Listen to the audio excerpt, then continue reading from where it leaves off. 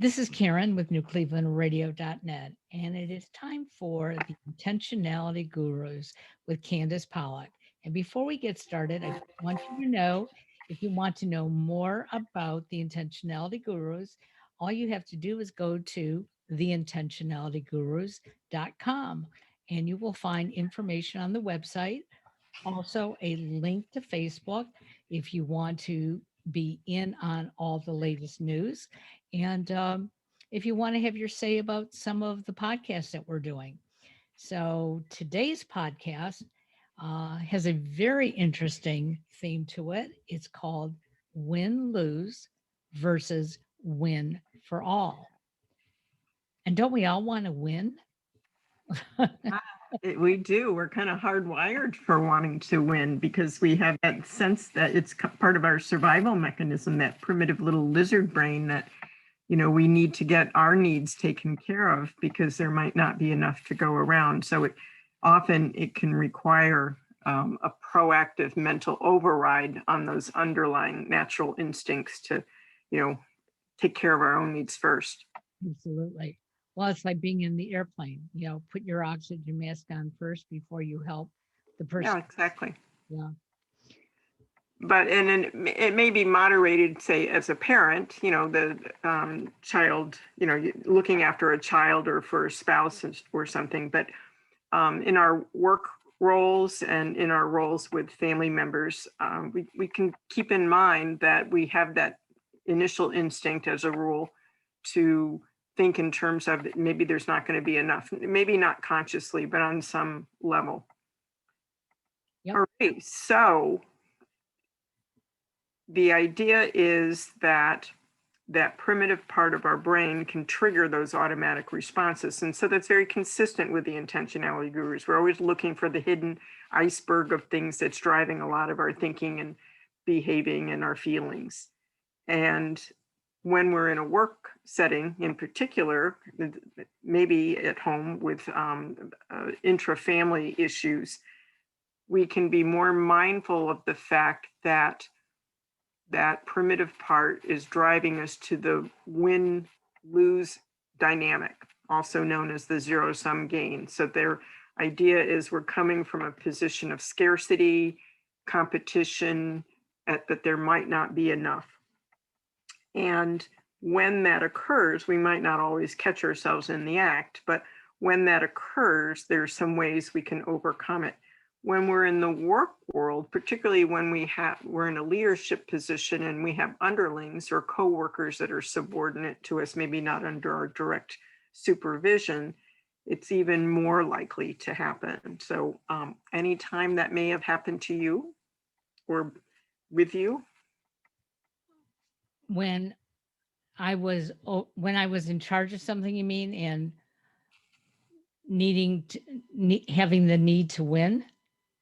Or having the need to come to some agreement with coworkers, or somebody was supervising you and having to come to some agreement with a supervisor? I think it happens every day in my life. But I'll use today as a good example. So as many of our listeners know, on Saturday and Sunday, I typically switch hats for about 4 hours each day.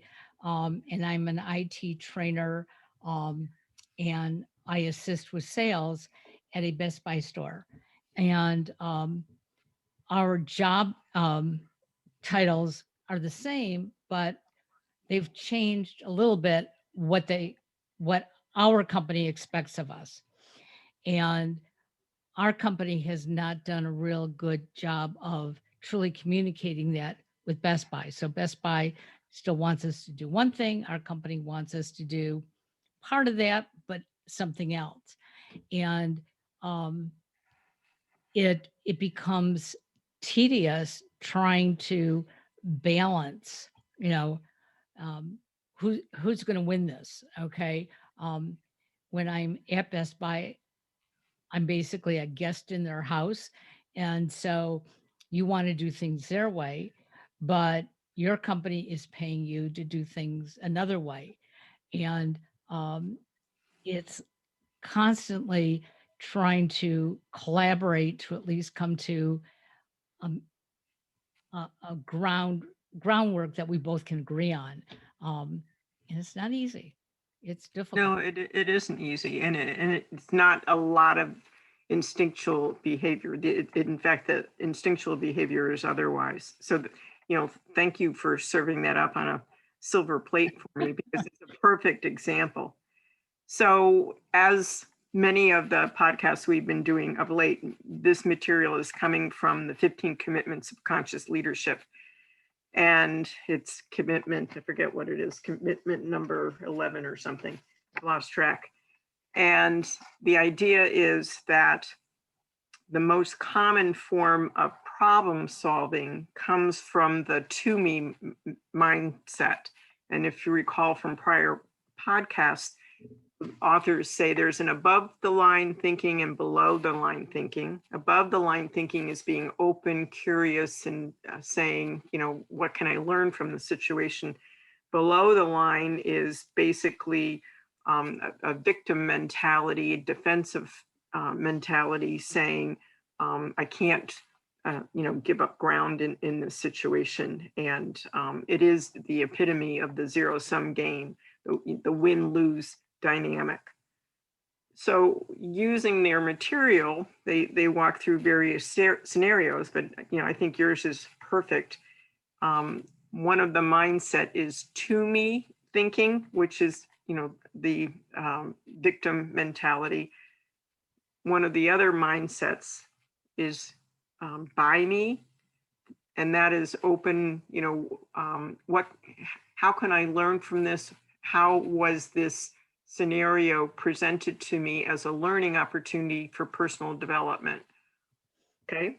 Yep. So thinking above the line, being open and curious and so on, when we're looking at the problem solving, the solution, the overlap, the tendency is to only see it as a binary uh, options, either win-lose or win-win.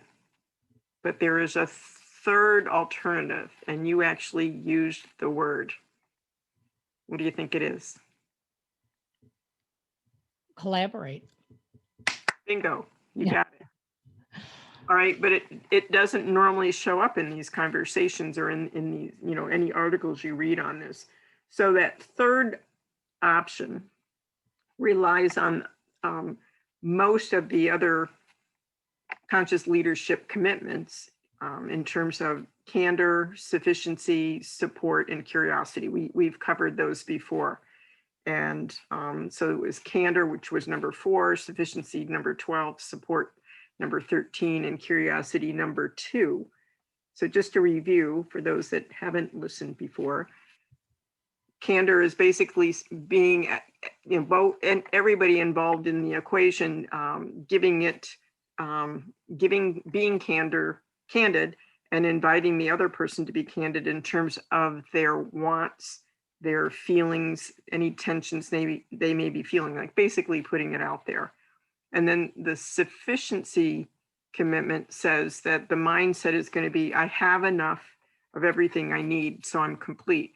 And in that way, it lessens the scarcity mentality. So it isn't the zero sum game. I can't give up any ground because there might not be enough for me. And then the support comes from the mindset of being allies in the problem solving, so that everybody can learn and develop from the situation. And then curiosity, I think, is reasonably obvious about what can we learn. Again, a lot of these overlap and reinforce, and being open to things that are not necessarily obvious solutions. Right. So I was fascinated by an exercise they use. And so maybe we can use that example of yours just for this scenario.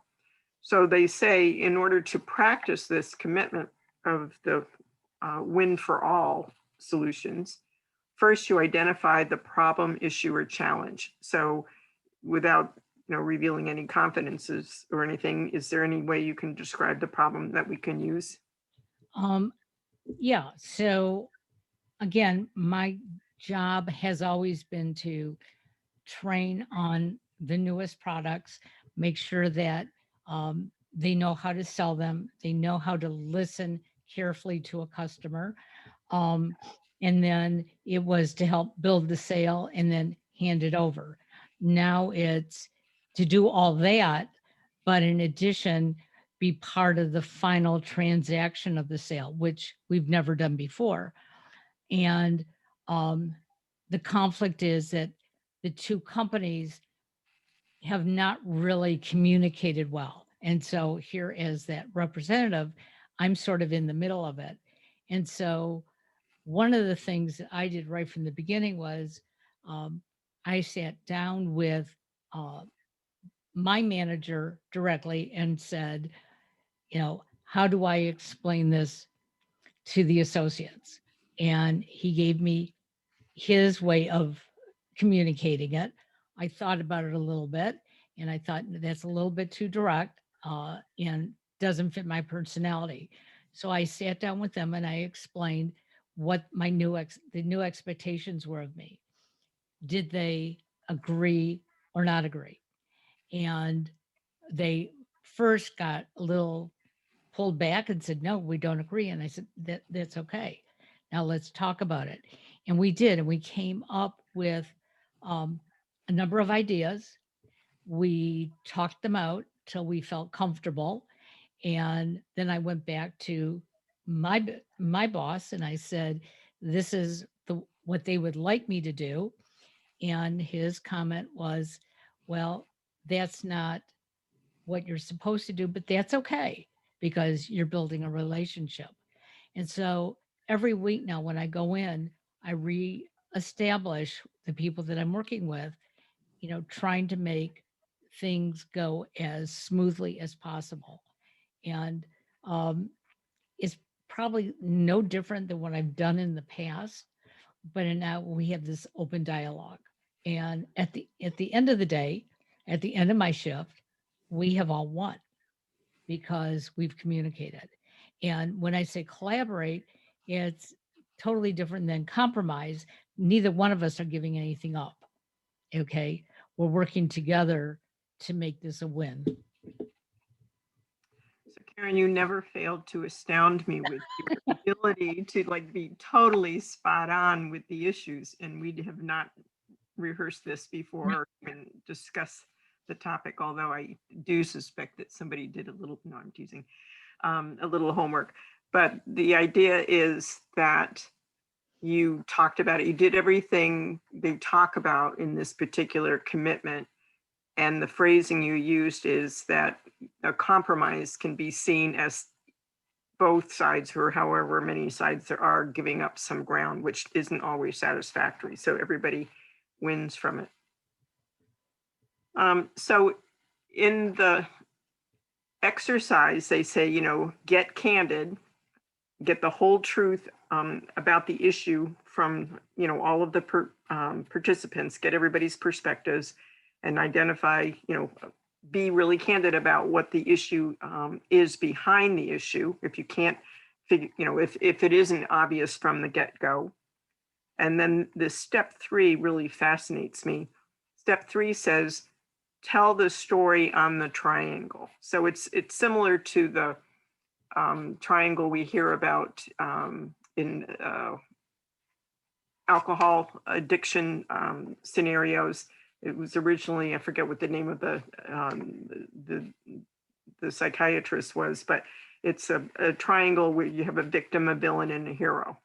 And sometimes the various characters in the story can be switching hats depending on how aggressive they become with one role over the other.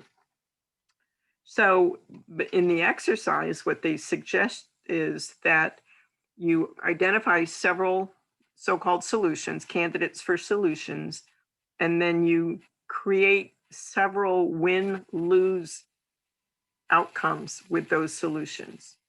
So there's, a zero-sum game outcome. So let's just use your example. So how would it have been that you would lose versus the other side would lose? So if I had been um, if the company didn't want me to do what I'm supposed to do in my new role, okay, and wouldn't have collaborated in any way and would have just said, um, no, you're not going to do that without an explanation, uh, I would have been put in a very poor situation with my company because my company has certain expectations.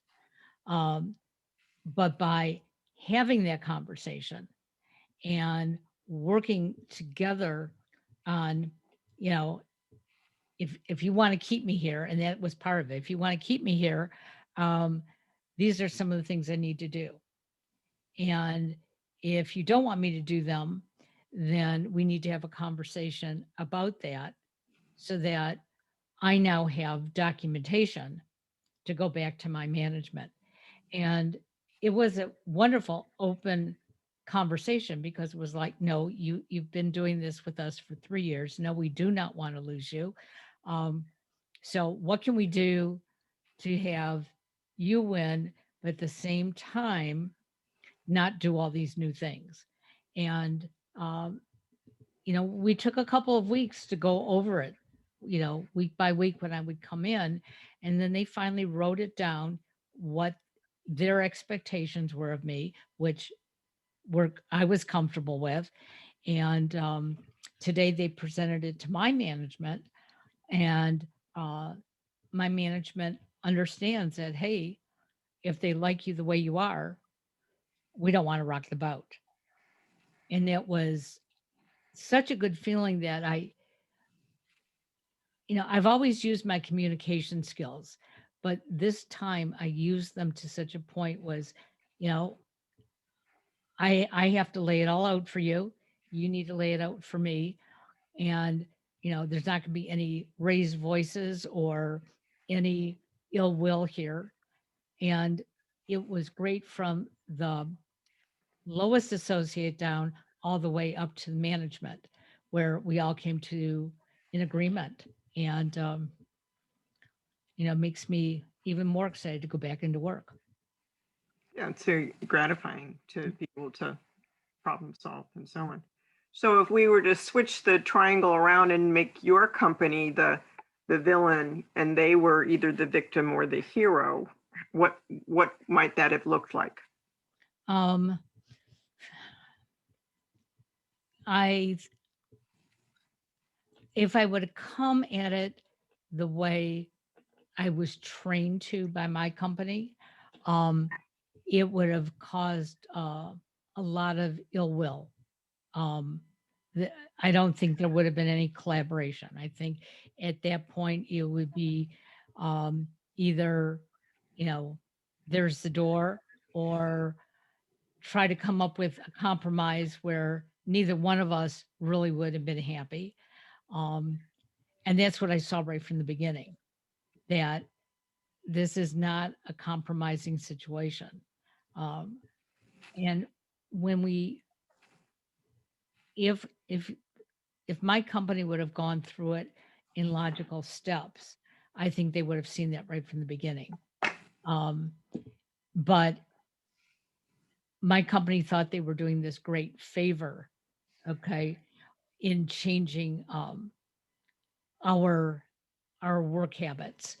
And as it's turning out, um, now that all of us are going into our stores and finding out that they don't want this change, um, even my manager today said, okay, explain to me exactly what you did and how you did it so we can use that model through the rest of our stores.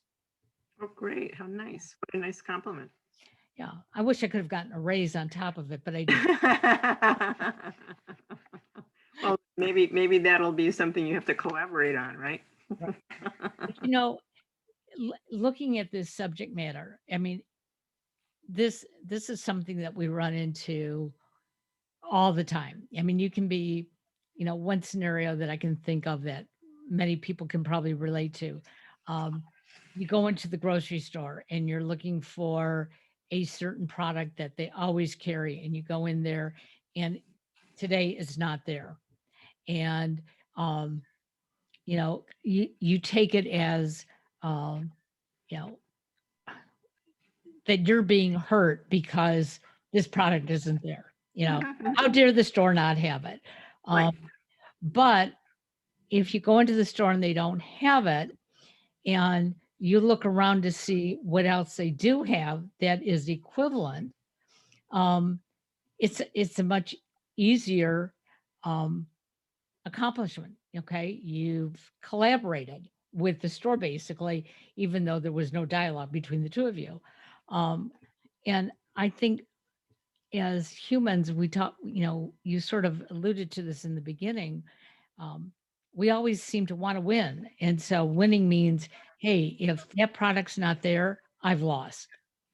And it's like, is life, you know, that black and white? I mean, it shouldn't be, at least not for me. Well, and it's that to me mindset of, things are happening to me and I'm somehow coming up short. And, because even though I haven't been driving as much, certainly with COVID, I always seem to anchor to road rage things. Not that I have ever done road rage, but just the aggression we used to see, with the reasonably simple traffic in the Cleveland metropolitan area, people just not letting other people in, or people.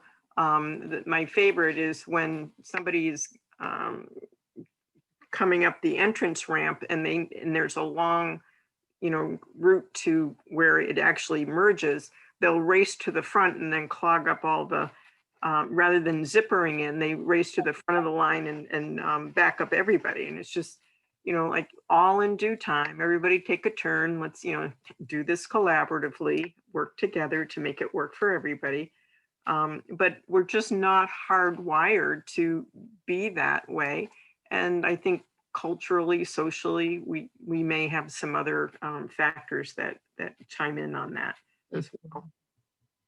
One of the other steps, step 4 in this exercise, is dynamic in terms of practicing how to do this particular commitment, is seeing if you're willing to shift. And the part I really like about this step is they say, determine whether you have a full body win-win openness. So what occurs to you when you hear full body openness?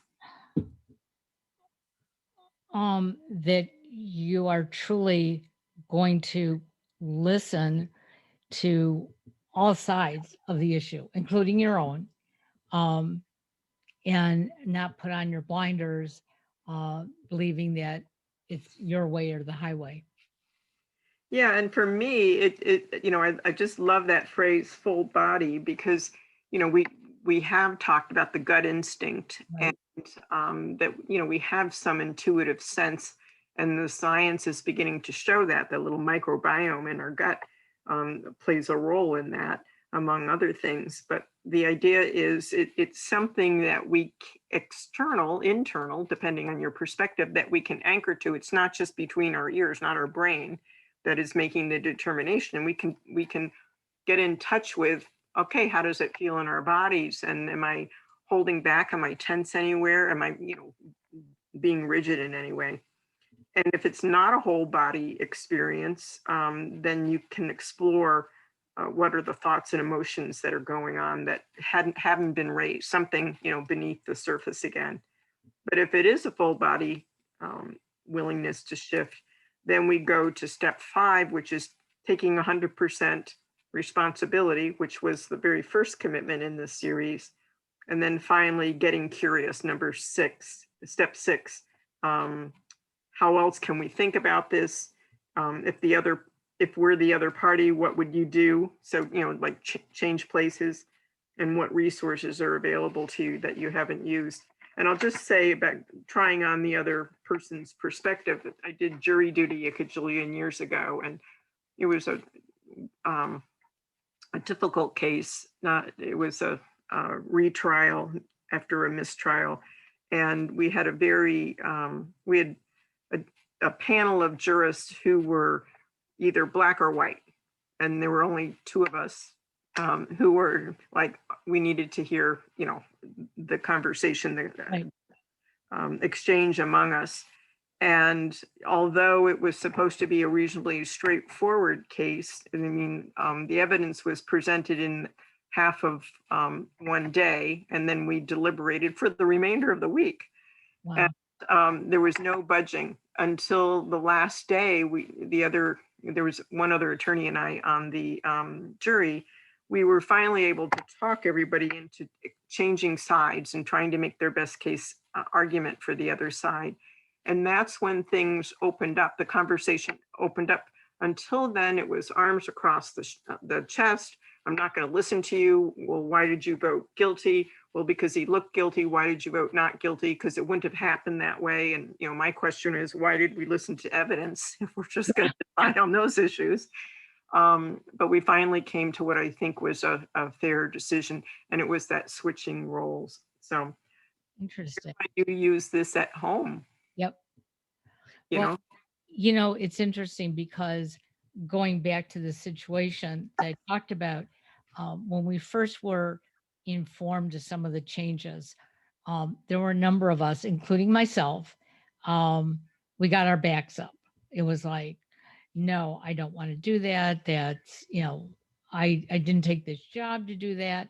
And not that it was anything terrible, but it just added another layer of responsibility that many of us didn't feel we could handle. And um, and I sort of, I shared that with my husband and my son because we all do the same job, and they were feeling the same way. And we heard a number of other people. And finally, I took a step back and I said, you know, how terrible would it be if I have to do these things? And I realized it wasn't going to be that terrible. It was going to make my job more difficult for reasons I can't get into, but it was going to make my job more difficult. And so what I did, that's when I started having the conversation, you know, at work and saying, here's what they want me to do. And they want me to do it by a certain date. And I'm willing to do, all these things, but how am I going to be able to accomplish the last two on the list? And they looked at it, and their first thing was, as far as we're concerned, you don't have to do any of those. And I said, no, we have to talk about the fact that, this is coming from higher up. And in the beginning, I just, every time I walked into the store until we got it resolved, I had a headache because I didn't know what to expect. But once we actually started looking at it and communicating and realizing that we had to make this good for all of us, um, that's when I realized that how many times in my past have I been willing just to give in because I felt I had to do it either to keep my job or to make somebody happy. Never tried to truly say, how can we do this together so that we are both happy with the outcome? And I realized it's so much easier. Well, and it takes the burden off of you to be the solution provider, and it makes it a shared responsibility, which, Exactly. and you get all of those perspectives. So kudos to you. It's great. I mean, you have enough on your plate to have to worry about, much less coming up with the perfect solution to make everybody happy, which is always an impossible feat, as a rule, unless they chime in and do their part. Exactly. Well, thank you, my little guinea pig. Well, you are very welcome. And again, I want to welcome everybody to our new Facebook page for the Intentionality Gurus. We had a couple of people like our page this week, so that's exciting. And we want you to get out to the website and after each podcast, in addition to the information attached to the podcast, there will be a short blog so that you will know where all this information came from. And hopefully, you will follow us and be part of the conversation at our next podcast. Thank you so much, Karen. Thank you. Have a great day. You Bye too. bye Bye now. bye.